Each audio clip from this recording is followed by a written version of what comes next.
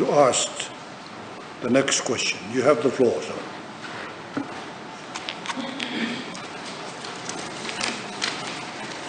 Thank you, Mr. Speaker, sir.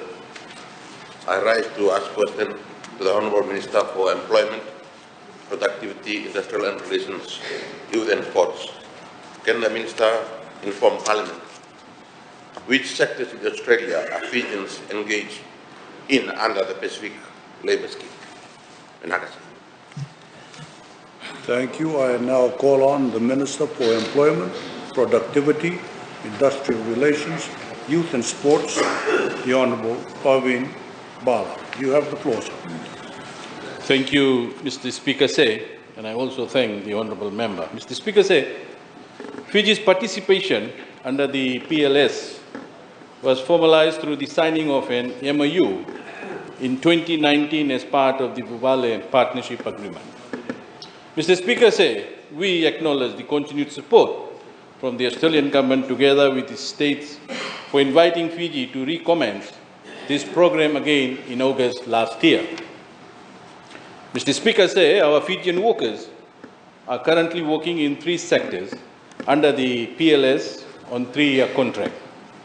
These sectors are meat works, hospital and accommodation, and aged care. There are a total of 564 Fijian workers employed in this sector, Mr. Speaker Say.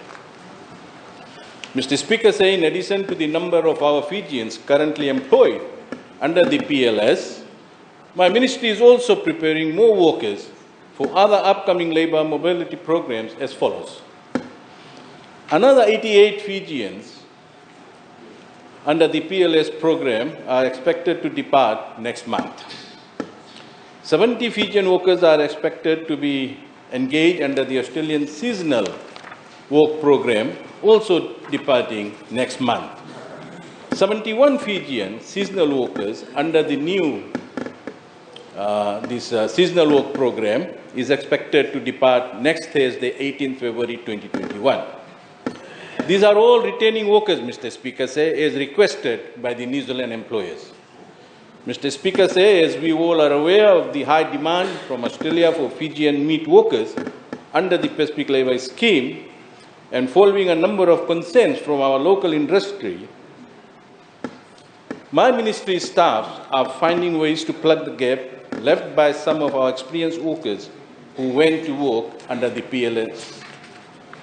This resulted in an expression of interest for basic meat works and other short courses that was advertised late last year as part of my ministry's commitment to reskilling and upskilling some of our workers affected by COVID-19, Mr. Speaker.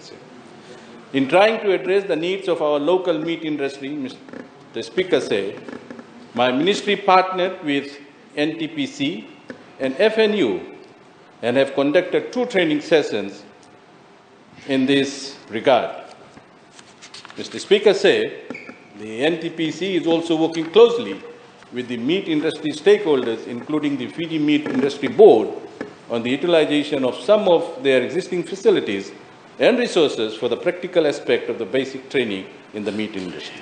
Mr. Speaker say, at times when our local industries are facing some challenges, our labour mobility program is a great opportunity for all Fijians to work together and support this pathway to enhancing local skills upon these workers returning home and also supporting our Fijian economy through remittance. I thank you, Mr. Speaker.